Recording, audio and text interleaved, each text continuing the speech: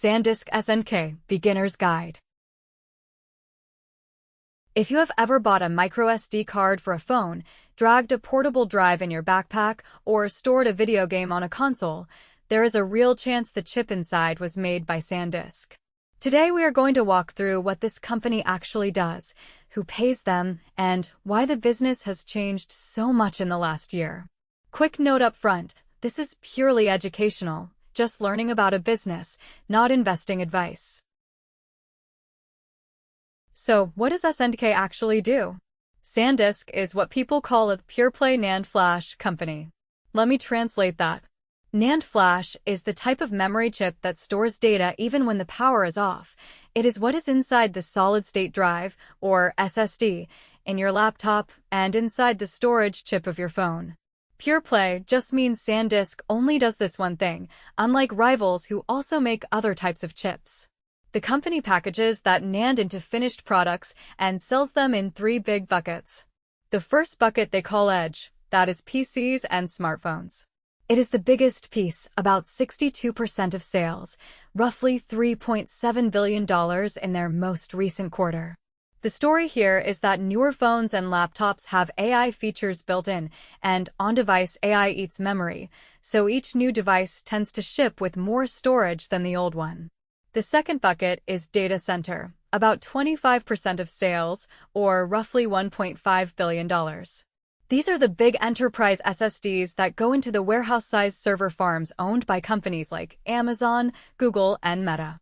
This piece has been growing the fastest. It more than tripled quarter over quarter, because AI inference, the part where an AI model actually answers your question, needs huge amounts of fast storage. The third bucket is consumer, about 14% of sales, the memory cards, portable SSDs, and USB drives you see at a retail store under the SanDisk brand. Smaller, but it gives the company a household name. The way to picture the business model is a simple three-step chain. On one side, SanDisk's suppliers are Kioxia, a Japanese partner that co-owns the factories with them, plus the wafer and equipment makers who feed the fabs. In the middle, SanDisk does the chip design, the R&D, and the engineering of the finished SSDs. On the other side, the customers are the cloud giants, the PC and phone makers, gaming and automotive companies, and consumers buying retail. SanDisk basically translates raw silicon wafers into branded storage products. So, who does SNDK compete with, and how does it win? The flat report rates SanDisk's moat. Moat just means competitive advantage, the thing that keeps rivals from catching up, as narrow. So real, but not unbeatable. Here is the picture. The most important edge is the Flash Ventures joint venture with Kioxia in Japan. This is a 25-plus-year partnership, just extended through 2034, where the two companies share the cost of building and running the factories that produce 3D NAND chips. SanDisk gets access to about 80% of Kioxia's manufacturing capacity, with shared R&D, without having to build its own giant fab from scratch. That is a huge cost advantage.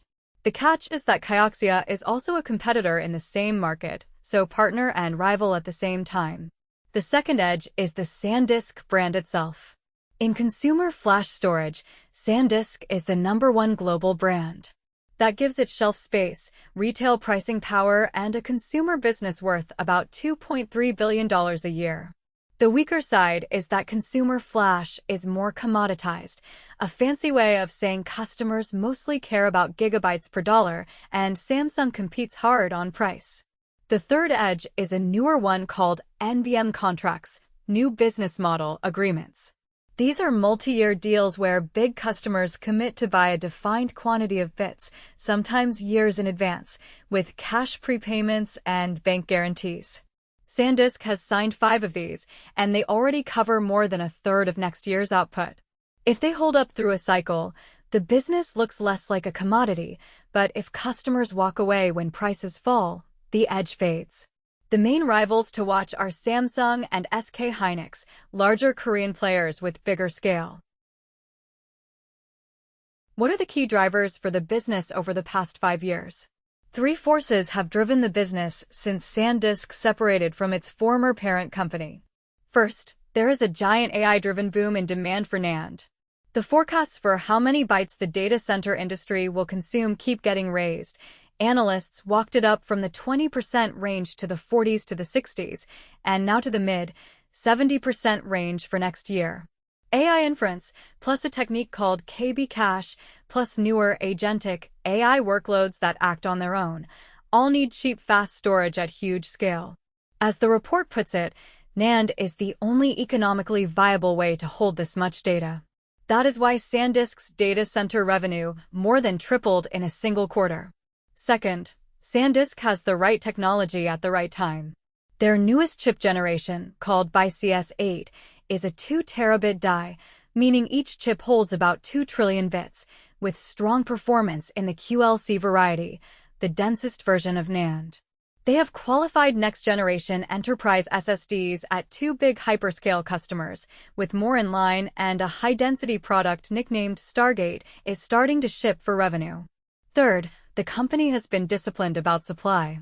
SanDisk decided to grow the number of bits it ships in the mid to high teens % range, rather than flooding the market.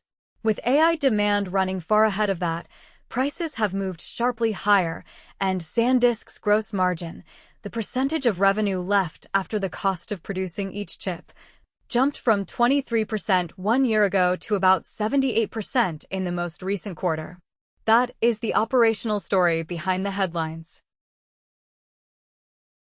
To wrap up, so when you boil it down, SanDisk is a focused NAND flash memory company that turns raw silicon into storage chips for phones, PCs, data centers, and consumer cards, riding a wave of AI-driven demand that has reshaped the market.